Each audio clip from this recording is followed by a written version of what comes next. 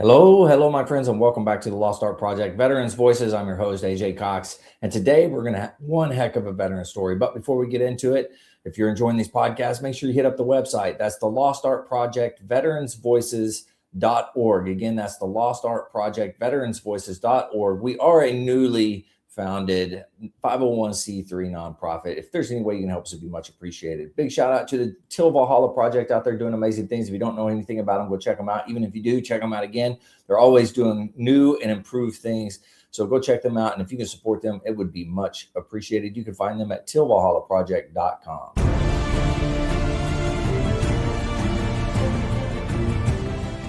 Are you a Marine veteran? Are you missing that bond you had on active duty? Then I have a place for you.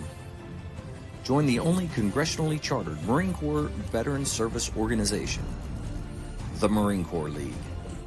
Get that brother and sisterhood back in your life. Become one of the fewer, the prouder, a Marine Corps League member.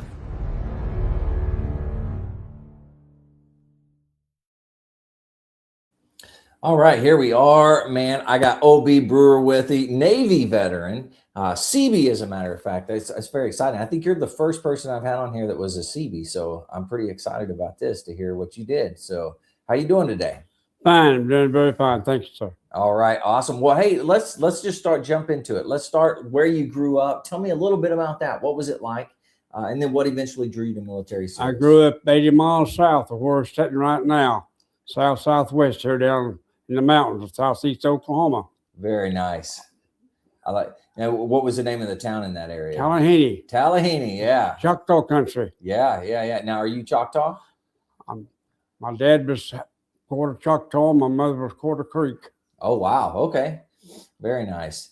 Now, what was growing up there in the mountains? What was that like for you? It was good. Well, we lived off the land. If you didn't raise it, catch it, or kill it, you didn't eat. I was 16-year-old before we had electricity, but wow, we had good. We was good. We done good. Yeah. Now, you were 16 years old when you got electricity. Now, did you have after that? Did you get indoor plumbing? Was that well? Yes. After that, we had indoor plumbing. Yeah. Country water. Nice. So you grew up during a time where you didn't have all that, and then you just migrated into it. Yeah. It was good, but we had a good life. Yeah, for sure. Now, what kind of drew you to military service as you were moving along there, and especially the Navy? Being in Oklahoma, the Navy's there's not really a Navy presence here. But what prompted that? Well, I got what I wanted. I volunteered for the Seabees. I knew what it was. It's for construction. That's what I was raised in. My dad was in that kind of business, and that's what we knew, and that's what I got. Okay, very nice. I like that. Now, once you joined up, what year was it that you actually joined? 1952. 52. And then talk to me about, like, where did you go to boot camp? Like, what was that like for you? Like San Diego. I done my first 3 months at Camp Elliott. That's with the Marine training base out there in the desert. Yeah. My last 6 weeks at San Diego in OB there. And then I went to the Pacific. Okay. So tell me about, what was it like going from small town Oklahoma and then going to San Diego to boot camp? Like, what were you feeling? Were you nervous? Like, how was that for you? No, I'd been out and around a little bit. Okay. But anyway, that was my first trip I'd been to the West Coast before then. Yeah. But I was 20 years old when I joined, and I didn't have no problem. Yeah. Now, was boot camp easy for you? Well, I made it just fine. Some of the boys didn't, but it was good. It was very good. I didn't have no regrets on boot camp. Yeah. What I liked about boot camp, I never stood a Class A inspection after I got out of boot camp. All the time I was in. Oh, wow. No kidding. Now, what were some of the memories that you have, maybe about your drill instructors or some things that happened at boot camp? Do you have any memories of that? In boot camp? Yeah. No. I met some good boys and some lifelong friends. Yeah. And we stayed in touch. I lost my last one here about 6 months ago. We went two bases together, went overseas. He's in a ship He was ship sailor, and I was a dirt sailor. That's what they call the Seabee, the dirt sailor. I've never heard it called dirt sailor. Dirt sailor. I like that. Yeah, that's good. Oh man.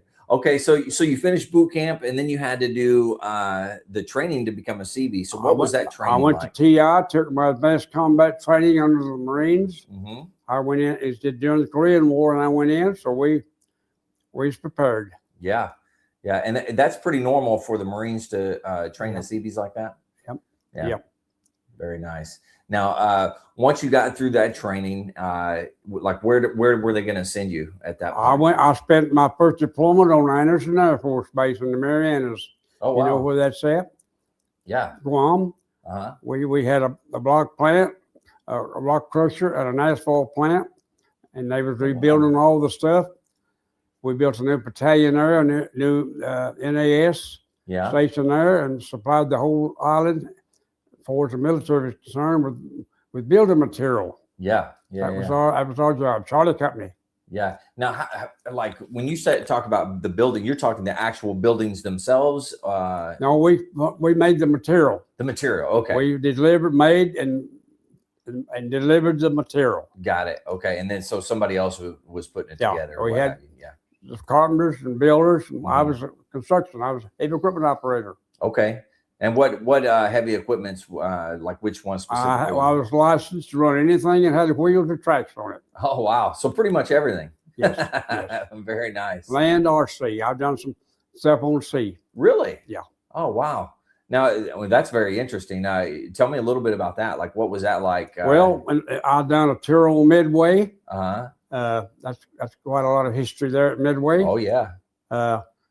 Charlie Company there, and had some buoys, very shallow water around Midway. You couldn't bring nothing in there any bigger than a tin can, if you know what that was. That's a destroyer. Mm-hmm. And we'd go out and change buoys. We'd strap a TD9 in a bottom of an LSD. Yeah.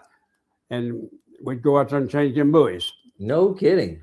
Pick them up out. That's quite an experience. Yeah. That's like a crane. You basically pull it out. I run the crane. We unloaded LSD. Every month we got an LST out of a Pearl with supplies, and we unloaded it there off the dock with a Northwest 85 with a 45-foot boom on it and a 15-foot jib. Wow. We unloaded it and stored it in the warehouses. And we unloaded airplanes. We maintained the airstrips. We changed engines on planes. Yeah. Wow. We done the Seabees was a can-do bunch. Mm-hmm. If it couldn't be done, then it wasn't even attempted. The Seabees couldn't do it. Yeah. And I think that's true to today. The Seabees are out there. They do all kinds of good stuff around putting things together and all kinds of good stuff. So what was your kind of your favorite parts about being a Seabee? Like maybe some of the camaraderie was good. I made some lifelong friends. I can still remember names of most of the boys in my company. I remember their initials. Yeah. Where it's from and all. I made some lifelong friends. Good experience. Away from home, but that was all right. It was for my country. Yeah. Now, how long in total were you overseas? Pardon? How long total were you overseas? Around 32 months, I think, something like that. Okay. I done 40 months before they retired me and sent me home. Okay. And the whole time you were with the Seabees the whole time? All the time. Yeah. Okay. And what was your kind of what was your day-to-day like? You just get up kind of we worked. I mean, we didn't work from 8 to 5. Yeah. I mean, a lot of months we worked right around the clock. Yeah. I mean, we run shifts and there wasn't no weekends off. We was over there to do a job and it wasn't, at 12.5 cents an hour, and we got the job done. Yeah, absolutely. Now, what was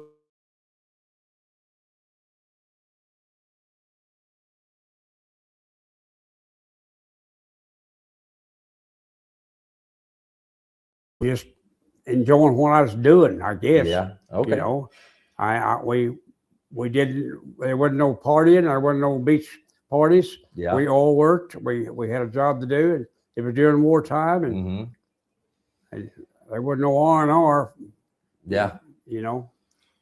Now, and did you see a lot of the because in that area a lot of Marines are going in and out of there, I would imagine. Well, there's a lot of air traffic out of there. Old big B-29s going to Korea every day, and there was a lot of stuff there. But the other boys was they was good to us. We lived in a little compound there on the base, and we ate in their chow hall with them, and we got along real good. Now the Air Force chow halls are really good. Yeah, they're way better than all the other branches, I think. Now, when it comes to willing and dealing, I know that the Seabees are very good at procuring things like trading and doing different stuff. Did you experience any of that type of stuff? Like what? Like trading, like say if I was in a Marine unit and I needed something from you, I would go to you and say, hey, look, like we barter. Hey, I need you to build me this or whatever. You say, well, the Air Force was good to us. They had a lot of equipment that they didn't use, and a lot of them didn't know how to use it. And, oh, wow. And sometimes we could borrow it, and sometimes we'd use it when they wasn't looking. You know what I mean? Yeah. But it was all taxpayer supplied. That's right. We didn't mistreat it. We got through it, took it back. Oh, okay. Very nice. Well, then they probably didn't mind as long as you brought it back. That's right. Yeah. That's the important part. I think a lot of people miss that part of it. Wow. And then, okay, so during your time over there, like what was your living quarters like? Things like that. We lived in an old Butler type building. It wasn't bad. It beat a foxhole all to pieces. So being raised in the mountains down here, I was just felt like I was in Taj Mahal there. Taj Mahal. I love it. Oh man. So what other things kind of do you want to talk about as far as your time experience over there? Well, there wasn't much other. All I done was work. Yeah. I mean that was it. And it wasn't that mandatory. That was our job. Yeah. That makes sense. Wow. Let's see. Now you spent how many months did you say total overseas? I think around 28 or 30 months. I can't remember just for sure. Okay. And then now when it was time for you to rotate back, what was that like? I didn't rotate. I came back. I done 18 months, came back to Port Hueneme for Class A driver school. Okay. I was E4. I made E4 with my first trip. I came back to Hueneme there at Oxnard. Went to Class A driver school, and then took my test for E5. Made it, and caught a plane and went back to Midway. No kidding! Wow, that's pretty incredible. So you made E5 fairly quick then. 28 months after I enlisted, I made E5. Wow, that doesn't happen for everybody. No. You must have been doing something right. Well, I knew what I was in, Yeah. I had some experience in what I was doing, Yeah. Absolutely. Wow. Yeah, that definitely comes in handy, already knowing a little bit before you show up. So, so in between, you came back, did the school, then went back out there and completed your time. Yeah. I went back to Midway for a year's deployment there. And I got injured again. I got injured on Guam and a mishap in a shop. I lost an eye.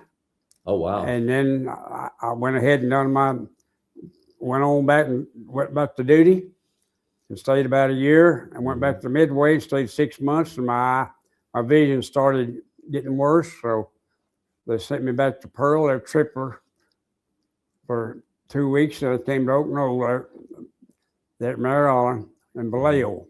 Okay. In California, and they sent me home from there.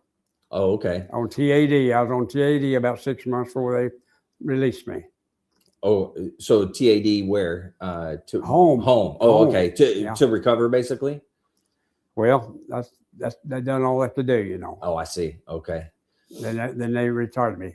Yeah. So you got medically retired at that point? Yeah. Okay. I'm 100% service connected. Yeah. Wow. Man. So, and you came back over here to Oklahoma, to where the family was, and then kind of what was it like? What did you do? Well, after? I came back and met a lady that I'm still married to. Okay. We've been married 70 years this past December. and she's just doing fine, and we're still doing good.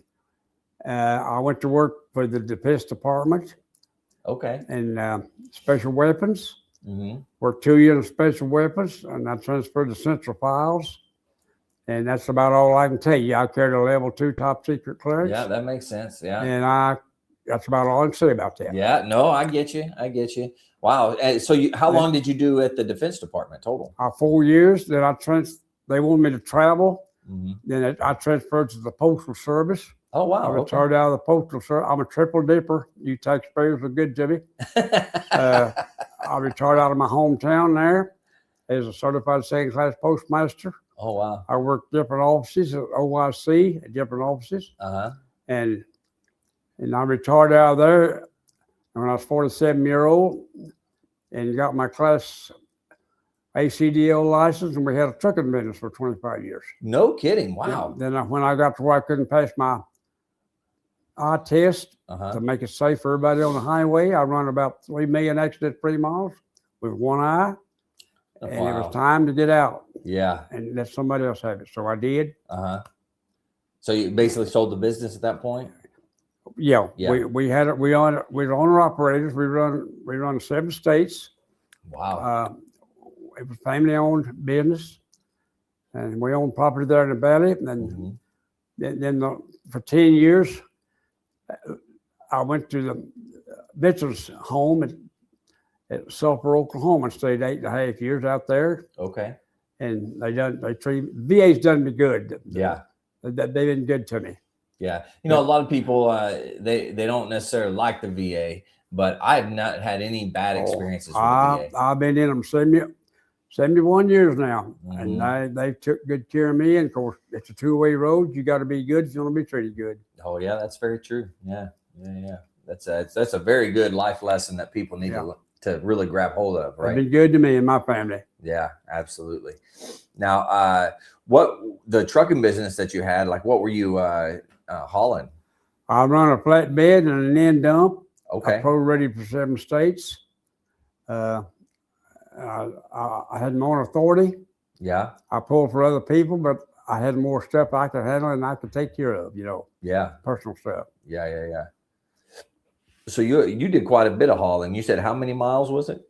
I run about 2.5 million accident-free miles. 2.5 million accident-free free miles. I never had a moving violation on the highway. No kidding. That's incredible. Never. Man, there's a lot of people who can't say they can barely make it a year. I run Just driving regular. I run from California to Tuscaloosa, Alabama. Just up and down here and there and around. Wow. That's incredible. Now, along the way, you say you got married, you were married for how long? How long you been married? We was married 70 years, the 21st of this past December. Wow. That's incredible. And along the way, you have kids? 3 children. Okay. I have 2 daughters and a son. I lost my oldest daughter about 6 years ago. She worked for the U.S. Army Corps of Engineers. Oh, okay. But I have a son and a daughter left, and 3 granddaughters and 11 great grandkids. Wow, that's incredible. Now, are they close by here in? Some of them are close. Yeah, they're all within the state. Oh, okay. I got a lot of friends and first cousins, the aunts and uncles are about all gone. When you get my age, well, yeah, I'm the fossil. You know what I mean? Yeah. Well, how old are you right now? I'll be 94 the 31st of this month. 94. Wow. You're doing really good for 94. Yeah. You're still getting around pretty good. Your memory's great. I think you're doing really good. That's incredible. Well, is there anything else that you want to kind of talk about or address or anything? Maybe something that we missed? Well, only thing I like to talk about is my country. I love my country dearly. I'm a very patriotic old man. I keep up with the news, the war stuff, and I'd go again in a minute for my country. Yeah. If you don't love your country and stand up for it, it's God, family, and country first. Mm-hmm. And that if you don't if you're not happy with that, you need to be somewhere else. You know. Yeah, yeah, I understand that completely. Yeah. Yeah, absolutely. Well, heck, once I get to kind of the end of this, I always have these rapid fire questions that I ask. Would you be willing to answer some questions? Well, it depends. They're pretty easy questions. They're pretty easy. Here's an example. Ready? What is your proudest military moment? Oh, goodness.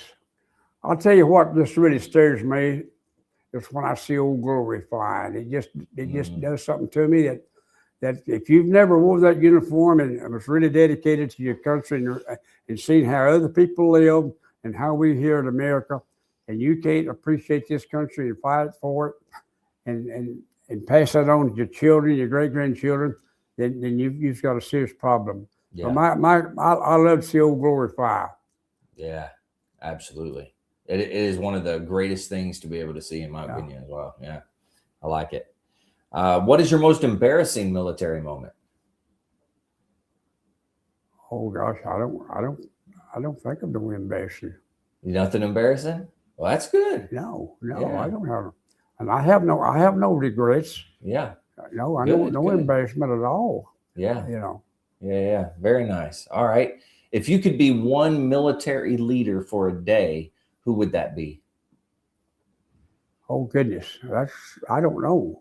I just tell them about how patriotic you need to be if you're truly born an American. Yeah. And you don't have to be born an American to be an American. You know what I mean? Right. Yeah. Absolutely. But being native like I am, from blood and ground and earth, it's very comforting. Yeah. You know, but be proud of your country. Stand up for it. Find out what's right and stand your ground. That's but right. do it fairly, do it respectfully, and do it with love and kindness. And treat others like you'd like to be treated. Yeah. That's like I said a while ago, man. That's one of the best pieces of advice there is. What is one lesson or skill that you learned that you still use today? Oh goodness, I was raised in the mountains, and we learned. We made our own fun. We survived off the land. I took very much pride in being an equipment operator and a truck driver. Yeah. A lot of folks don't think much about it, but when you're one-eyed, it's a lot of things different. Yeah. I took a lot of pride, and I've taught my son to be that kind of a person. And he's an asset to our family name. I didn't make the name good, but it's up to me to keep it good. Yeah. Very nice. Okay. Knowing what you know now, would you do it all over again? I'd do it in a heartbeat for my country. Absolutely. And my family. Yeah. I love it.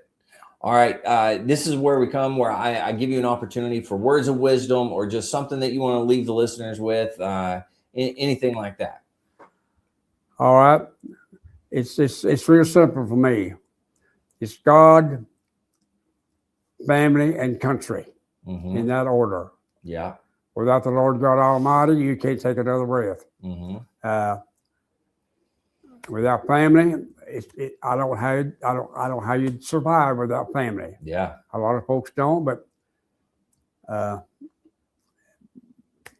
be a neighbor, and you'll have good neighbors. Yeah. Very true. Well, heck, it was nice talking to you. I truly appreciate you coming in and doing this. I hope it does somebody some good. I still have reservations about saying anything about my service, because the boys that didn't get a chance to do this, right, bears on my heart and mind. Yeah, absolutely. But they live on your shoulders and my shoulders. So. They don't call me no hero. Those boys were the heroes. Yeah, they give it all. Absolutely. Yeah, absolutely. Yeah, and I think it's important, like I mentioned earlier, I think it's important to get your story told because that's how those that paid the ultimate price, that's how they live on. That's right. So, but hey, thanks for coming on and doing this. I truly appreciate it. I had a good time. Hopefully you enjoyed it.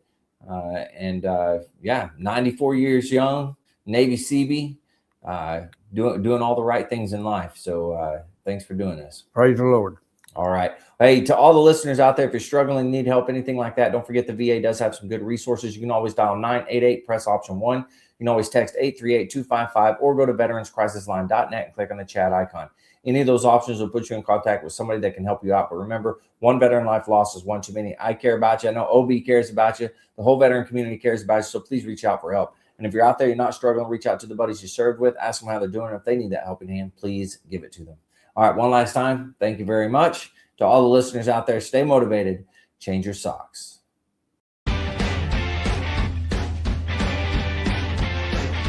No more 22. On to the journey and finish the fight.